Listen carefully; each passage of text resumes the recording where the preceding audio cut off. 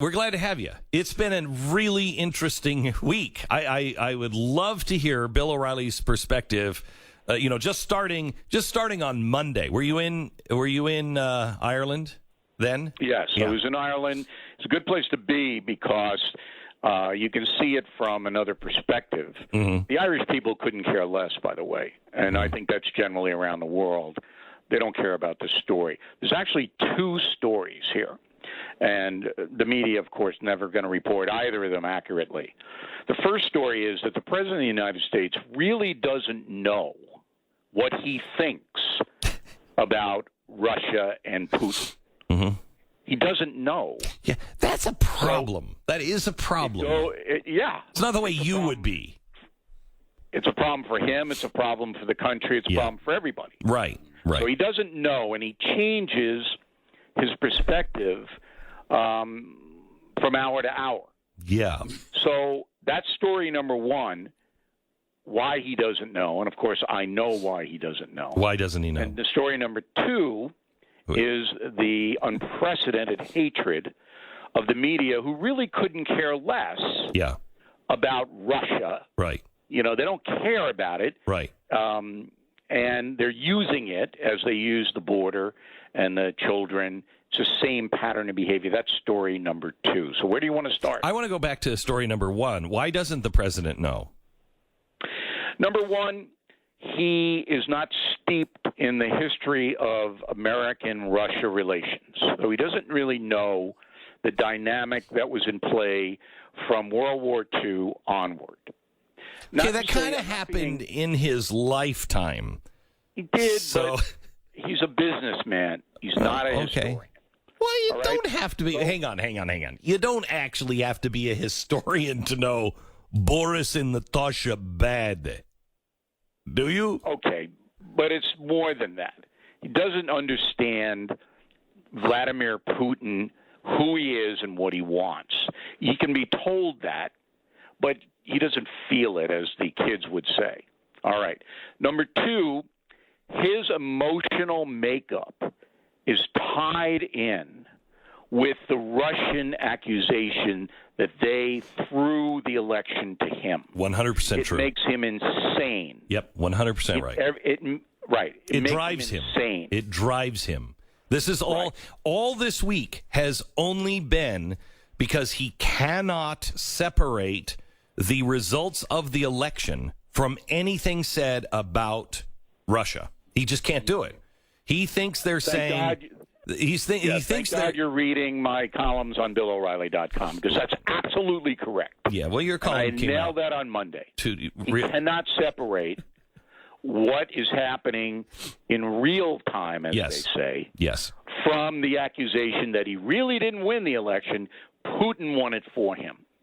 So therefore, he's going to diminish any kind of threat from Russia, all right? And he's going to say, I am going to make relations better between Russia and the United States. That's what's best for the country, which is true. But at the same time, you have to go out and state – it's so simple. When you're the President of the United States, you have to say the truth. You can't get away with saying, well, I don't know if the Russians hacked in. They did. You've got to say it. And when Putin says they didn't, all you say is, we have a difference of opinion on that, period. You don't go in and insult Putin. You don't give him the Three Stooges under the chin and on top of the head. You don't do that because you get nowhere. But you can say to the world, we have a difference of opinion, and be strong. President Trump chose not to do that on Monday in Helsinki, and that is what has led to all of the chaos. So, Bill, what do you think of the theory that Donald Trump, and I want to be really careful here because I'm not saying he has the killer instinct that Putin has, but Donald Trump has a lot in common with Vladimir Putin, as they're both businessmen in some way, in some regard. They both just get it done. They don't like red tape. One kills to get things done, but Donald Trump is a guy who he's never killed, and I'm not saying it's mob or anything else, but he gets things done in New York that no one else can do. So he's kind of got that cowboy attitude, and so he kind of relates to Putin, and I think Putin relates to Putin is smart enough to play into that with Donald Trump. Look, dude, I've been around for a long time, and I see what's happening, and you can't trust the press. And he'll play into that, and it has made me believe that there is when he is confused or not able to separate from the election, when he sees that the same people that are investigating this can find who hacked the DNC server, but can't even check the emails and have had them in their possession for a year. They can't seem to do anything that is at all connected with the DNC. But, man, they can nail the DNC server, guys, pretty efficiently and quickly.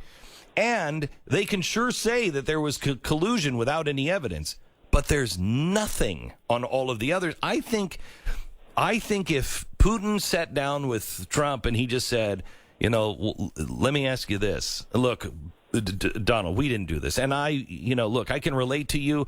Look, I'm trashed by the press and people have my enemies and we're different, but we're not all that different. Your real problem here is this Pakistani that was in Washington, D.C. that had the DNC servers. There's something going on there. Wouldn't Trump be more likely to say, yeah, damn it, yes, I know there is something there, and I can't get it from my intelligence service?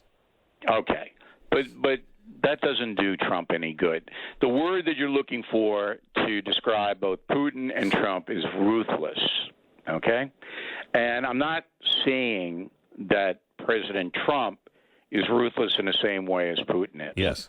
But in order to do what Trump has accomplished, you got to take no prisoners certain times. Yeah, he was ruthless during the campaign. Ruthless. Yeah, you saw it. You saw it.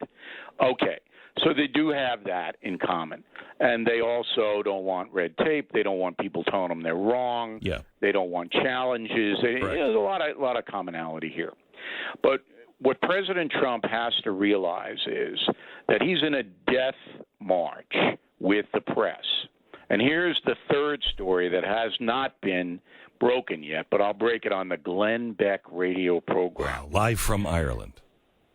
President Trump is going to run again, but he's not going to really run against a Democrat. He's going to run against the press. That's not news. And the decision for the American people is, do we want to vote against Trump and empower a corrupt press that has tried everything to remove him from office? Or do we not like Trump so much, his style, and we understand that he's not in full grasp of some issues, but we're going to vote for him because we hate the press more. Trump is going to run against the American media in 2020. That's the third story to emerge this week. All right. Stand by. Bill O'Reilly from Ireland. I'm just going to put him on hold for a while because I want him to pay for the long-distance charges. Because he's so rich, he won't even notice it. He really won't. We really appreciate Bill O'Reilly taking time. He's on vacation. He's calling us from Ireland. And we so appreciate the fact that he has taken this valuable time away that he could be using to see Mamma Mia 2. And he is with us. Hello, Bill. True. Yeah. All right. So, Bill, let me go here. This is Andrea Mitchell yesterday with our intelligence director Coates. Here's the audio of what happened as she was passed a note on stage. We have some breaking news. The White House has announced on Twitter that Vladimir Putin is coming to the White House in the fall. Say that again?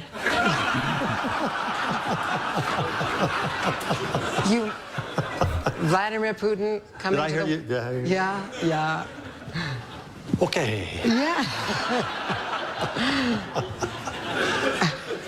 That's going to be special. What do you think about the invitation for Vladimir Putin to come to the White House? Well, first of all, Coates is, one of the group that advises Trump on foreign policy and national security. Right. So he should have been given a heads up that this was in play. And he played it for laughs, which the president did not appreciate, by the way. So I don't know about Coates' future.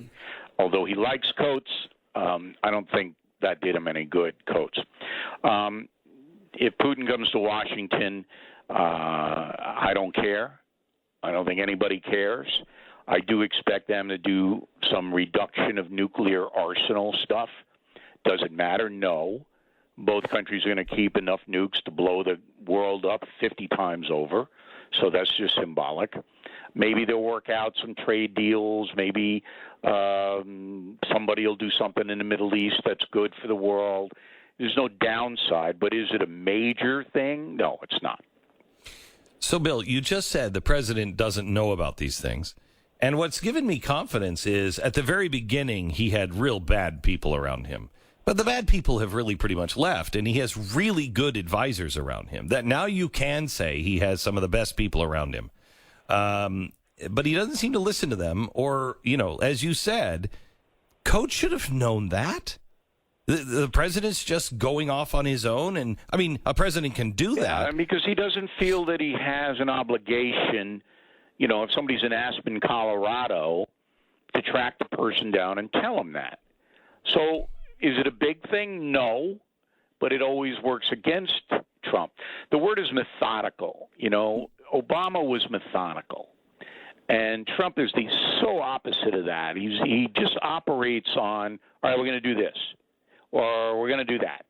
And I don't know, there's got to be more discipline imposed on the Oval Office, but there isn't anybody who can really do that.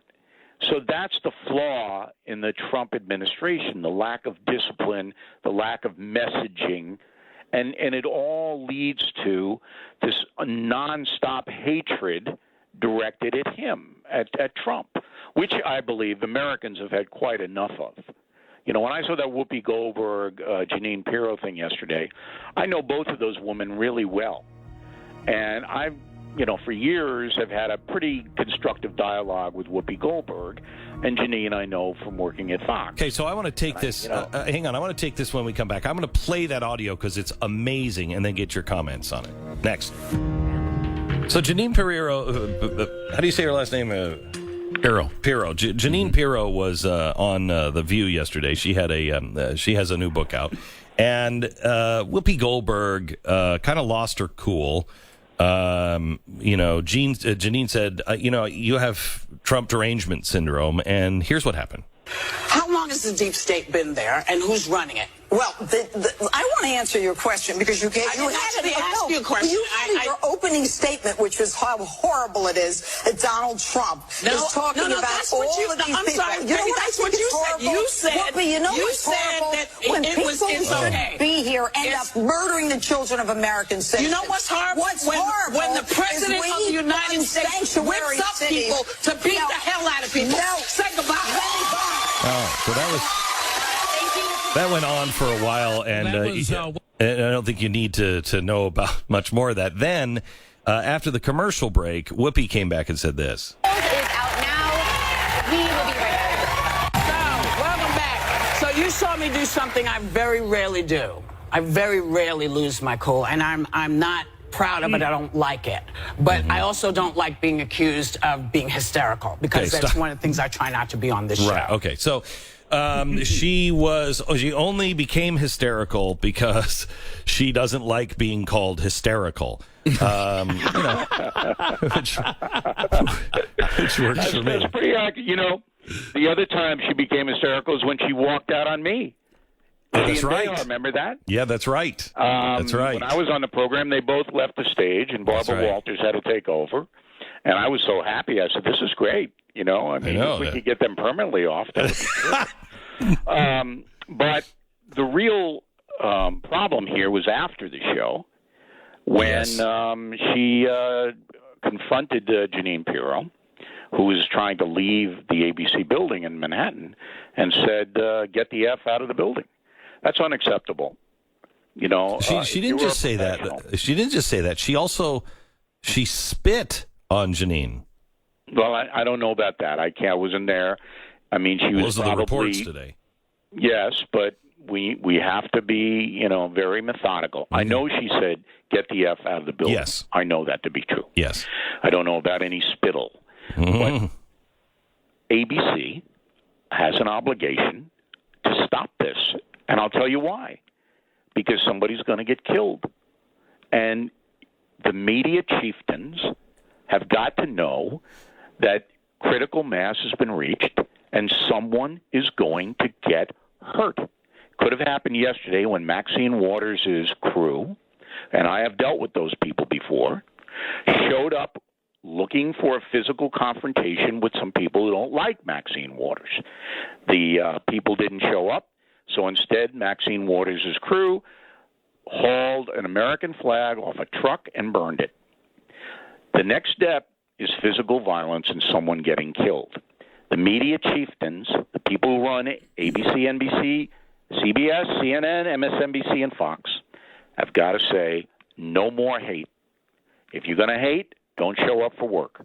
I would suspend Whoopi Goldberg for a week for what she did, because it is unprofessional, it is un-American. I don't care whether you disagree with Jeanine Pirro, and whatever you say. But don't threaten the woman after the show is over. That is not quite honestly behavior. Quite honestly, Bill, I mean, I don't know who watches this stuff. Whoopi Goldberg, yesterday, that was Jerry Springer. Jerry Springer. So you were Jerry Springer. Yeah, Beth, you know who watches. They do about 2.5 million people, which is nothing. All right, that's the same thing the audience at late night is. About 2.5 to 3 million. That's all they're doing. All right, it's enough to make money. They play to a crew. All right, there's not one conservative or traditional American watching The View. It's all left, far left people. That's what it is. It's that way late night. It's that way dayside. It's that way cable. All right? No longer do you have a show like Johnny Carson where everybody can watch it, or Jay Leno. No. It's now polarized. But the hatred is so intense now, not only toward President Trump, but anyone who would support President Trump is now deemed to be the target of invective and threats. Anybody supporting President Trump is fair game to be harmed in this country. So it's got to stop. So can I ask her for some personal advice here, Bill? Because you like mixing it up with people. I don't. I really don't. I was the kid in the family. I grew up in an alcoholic family that, just tried to make everybody laugh. Hey, everything's okay. Look over here. Look over here. And so I really don't like confrontation. I obviously picked the wrong job to do. But I'm getting all kinds of pressure. I mean, unbelievable pressure from my publisher. You got to go on The View when your book comes out. I'm like, I have nothing to say to these people. They're not going to listen. The audience isn't going to buy the book. What are you talking about? Why would I put myself in that situation? They are incapable of having a conversation with someone who disagrees with their worldview.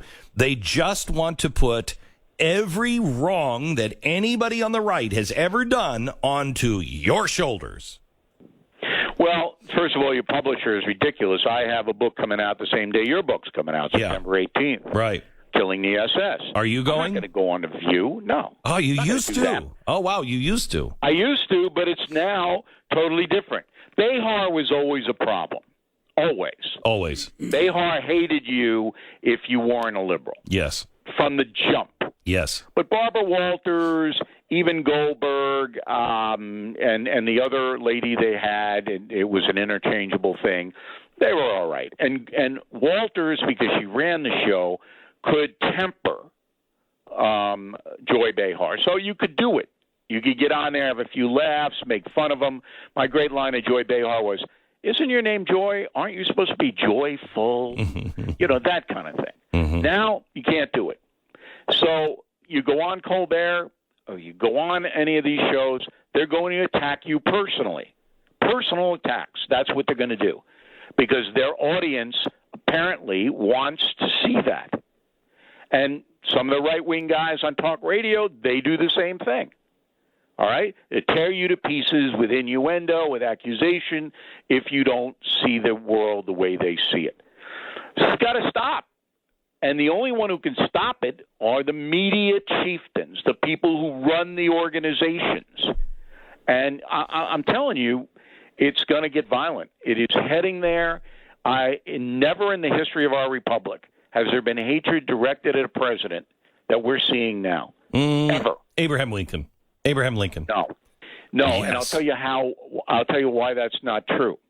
Because Abraham Lincoln was in a war. He was fighting a war. So you would expect that the side that he's fighting against are going to try to kill him. Which they ultimately did. All right. I'll give you that. This isn't. There is no physical war happening. Yes. So no president has faced this kind of, and it's organized. It's an organized hatred between Hollywood, New York, running the news media, and the print media. Wait a minute. Three of them. I don't believe that there's you're not saying that that they're calling each other up and organizing. It's just that they all are walking in lockstep. They all just believe the same thing. No, but they're not walking in lockstep. They're being ordered, okay, subtly ordered to get Trump.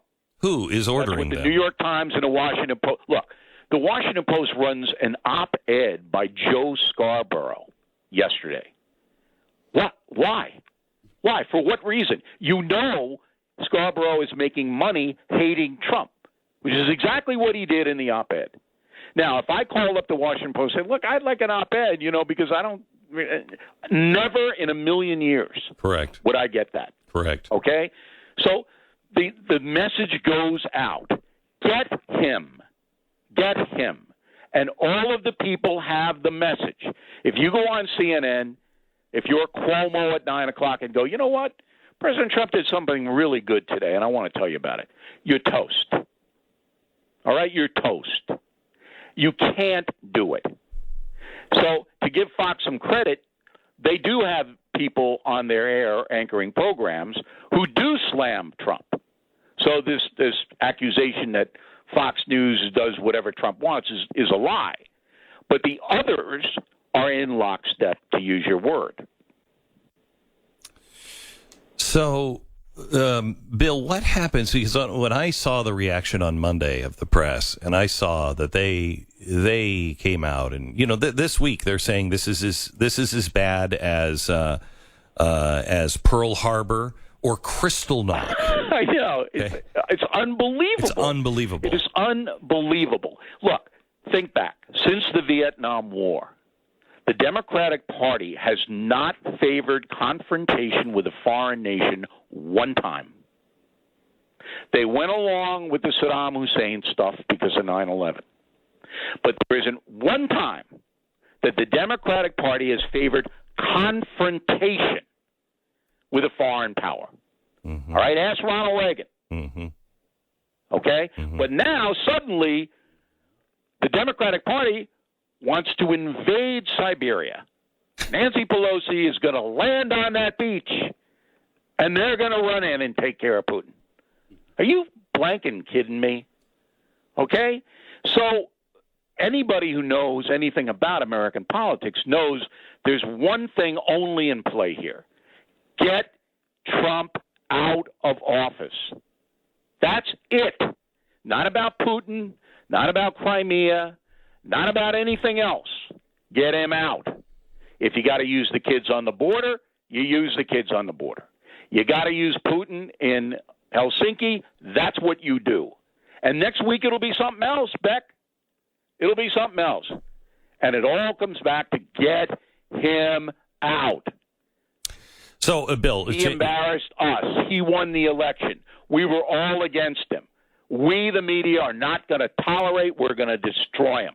Well, they're not That's going what happened to me on Fox News. I know, but they're not going to destroy him. And in fact, I think they're going to end up destroying themselves in the process because Trump's going to run against them in 2020. Yeah, and he will win because people I've never seen a situation where someone can take a bully and make him look like he's the victim.